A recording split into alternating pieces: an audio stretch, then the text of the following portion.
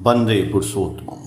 आज मैं श्री ठाकुर जी के जीवन से संबंधित कुछ एक दो घटनाओं का विवरण प्रस्तुत कर रहा हूँ, जिसमें एक है भाव का समतान। श्री ठाकुर निराला निवेश में हैं। कई विदेशी सज्जन ठाकुर से विभिन्न विषयों में प्रश्न पूछकर उनका मत जानना चाह रहे हैं। श्री केष्टोदा द्विभाषी की भूमिका निभा रहे हैं। विदेशी सज्जन श्री ठाकुर जी से वार्तालाप करके बहुत खुश हैं। अचानक हाथ जोड़कर बोले, Thakur, one more question please. Thakur, और एक प्रश्न है। उक्त सज्जन बोलते हैं कि बाइबल में आदम और ईव के अस्तित्व के विषय में जो बातें हैं उसमें मैं विभ्रांत हूँ। हमारे चर्च के फादर कहते हैं कि आदम और ईव मनुष्य के आदि पिता माता हैं। मेरा प्रश्न है कि समग्र मानव जाति की उत्पत्ति एक ही माता पिता से यदि हुआ है तो पृथ्वी में इतने विभिन्न तरह का चेहरा, शारीरिक गठन, आकृति, रंग, केश और आँख का रंग आदि का वेरिएशन, वैचित्रता क्यों है? भौगोलिक और जलवायु परिवर्तन से थोड़ा बहुत शारीरिक गठन तथा चेहरे में विभिन्नता माना भी जा सकता है, लेकिन एक ही पिता माता से जन्म ग्रहण होने पर इतना वेरिएशन समझ में नहीं आ रहा है। श्री केष्टोदा सज्जन की बातें बंगला में अनुवाद करके श्री ठाकुर को बतलाए।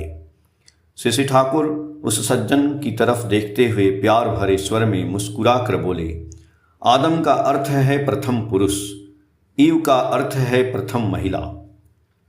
मुझे लगता है इवैल्यूएशन विवर्तन की धारा में एक ही साथ विभिन्न भौगोलिक परिवेश में विभिन्न प्रांतों से भिन्न भिन्न आदम ईव युगल का जन्म हुआ था। भौगोलिक और परिवेशिक विभिन्नता के कारण विभिन्न आदम ईव युगल के प्रजन्म से विभिन्न तरह के चेहरे, शारीरिक गठन, आकृति, रंग, केश और आँख का रंग आदि की वैचित्रता रहेगी ही, इसीलिए इतनी विभिन्नता है। उक्त सज्जन श्री ठाकुर की बातें सुनकर सर हिलाकर सहमत हुए। उनके चेहरे पर खुशी की लहर दिखाई पड़ रही थी। केष्टोदा श्री ठाकुर के वक्तव्य को अंग्रेजी में अनुवाद करके बताने लगे तो वह सज्जन रोकते हुए बोले, thank you mister Bhattacharya, I understand what Thakur has just said. Keshtoda पूछे, can you reproduce what Thakur has said? अवश्य, कहकर वह सज्जन श्री ठाकुर की बातों को हूबहू अंग्रेजी में बतला दिए। उपस्थित भक्तवृंद आश्चर्यचकित होकर उस विदेशी सज्जन को देखते रह गए। श्री ननीदास श्री ठाकुर से विनम्र पूर्वक पूछे, ठाकुर, आप तो अपनी बातें बंगला भाषा में बोले। उक्त सज्जन तो बंगला भाषा जानते नहीं हैं। वे आदम ईव के संबंध में आपके वक्तव्य को हूबहू अंग्रेजी में कैसे दोहराए? श्री ठाकुर बोले, किसी दो व्यक्तियों के बीच जब भाव का समतान होता है तब उन लोगों की विभिन्न भाषा परस्पर को समझने में बाधा नहीं होती है। उदाहरण देकर बतलाए, मान लीजिए एक बंगाली माँ और एक मेम साहेब माँ हैं। इन दोनों का लड़का मारा गया है। दोनों पुत्र शोक से कातर हैं। मेम साहब माँ रोती हुई कह रही है, oh my son, where are you? I can not live without you, come back to me. Bengali माँ विलाप करती हुई बोल रही है, मुन्ना तुम कहाँ हो? तुम्हारे बिना मैं रह नहीं पाऊंगी, मेरे पास लौट आओ। दोनों शोकाकुल माँ यदि परस्पर एक दूसरे से मिलती हैं तो एक दूसरे के विलाप को अच्छी तरह से समझ सकती हैं। दोनों शोक संतप्त मातृ हृदय का समतान यूनिसन होने के कारण एक दूसरे की भाषा को समझ सकेंगी।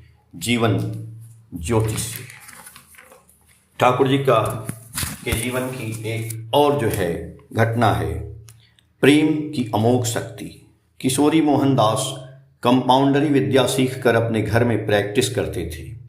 यमन में अपने दोस्तों के साथ अनियंत्रित एवं अशिष्ट आचरण के कारण ग्रामवासियों में बहुत बदनाम थे, लेकिन वे बहुत अच्छा कीर्तन करते थे। श्री ठाकुर के प्रेम का स्पर्श पाकर दीक्षा लिए और साधन भजन करने लगे। धीरे धीरे लोक त्रस्त किशोरी मोहन का लोक त्राण के रूप में रूपांतरण हो गया। वे मनुष्य की प्रेरणा और निर्भरता का केंद्र स्थल बन गए। वे गर्व से कहते थे, लोगों को भूत पकड़ता है, मुझको भगवान ने पकड़ा है। मैं ऐसा कोई दुष्कर्म नहीं था जो नहीं किया था, लेकिन ठाकुर मेरे माथे पर सवार होकर मुझे ऐसे घुमा दिए कि नित्य उनकी चर्चा किए बिना रह ही नहीं पाता हूँ। सन 1934 की घटना है। श्री अनंतनाथ राय बहुत दिनों के बाद भ्रमण करके चेचक रोग से रोगग्रस्त होकर आश्रम लौटे। कुछ ही दिनों के बाद उनकी मृत्यु हो गई। उसके बाद से ही आश्रम में यह रोग दावानल की तरह फैल गई। किशोरी दा भी इस भयंकर रोग से त्रस्त हो गए। उनकी अवस्था बहुत गंभीर हो गई। डॉक्टर गण बचने की आशा छोड़ चुके थे। जीवित होने का लक्षण धीरे धीरे लुप्त होते जा रहा था। ऐसी परिस्थिति में शशि ठाकुर उनके घर के दरवाजे पर खड़े होकर जोर से पुकार कर बोले, डॉक्टर, मुझे छोड़कर कहाँ जा रहे हो? आप लोग चले जाएंगे तो मेरा क्या होगा? जल्दी से उठिए। पुकार सुनते ही मृत्यु सैया पर लेटे किशोरी दा अचानक नींद से जगे हुए मनुष्य की तरह बिछावन पर बैठकर आंख मलते हुए ठाकुर की तरफ देखने लगे। उसके बाद से ही उनमें धीरे धीरे प्राण के लक्षण दिखाई पड़ने लगा। कुछ ही दिनों में वे पूर्णतः स्वस्थ हो गए। प्रेम की अमोघ शक्ति के कारण ही कर्म साधक भक्त को शशि ठाकुर मृत्यु के मुख से छीन कर ले आए। भक्त वलय से 7 अप्रैल 2024 से। जय गुरु।